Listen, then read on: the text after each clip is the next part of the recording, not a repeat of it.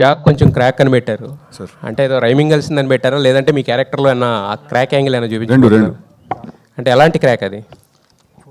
అది ఒక క్రాక్ అండి. అది ఇంకా అది సినిమా చూడాలి, అది అర్థం కావాలంటే.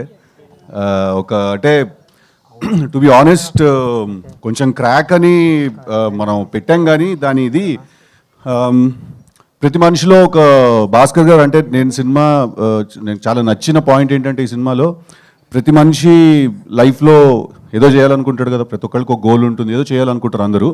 కాకపోతే ఏ పని చేస్తున్నాం అనే దానికంటే అంతే ఈక్వల్ ఇంపార్టెంట్ ఆ పని మనం ఎలా చేస్తున్నాం అని.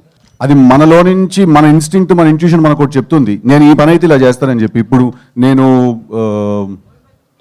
చాలామంది డైరెక్షన్ డిపార్ట్మెంట్లో వర్క్ చేయకుండానే, లేకపోతే ఎక్కడ డైరెక్షన్ ఫిల్మ్ మేకింగ్ నేర్చుకోకుండానే వచ్చి సినిమాలు తీస్తారు. మరి వాళ్ళు ఏ రూల్ ప్రకారం తీశారు సినిమా?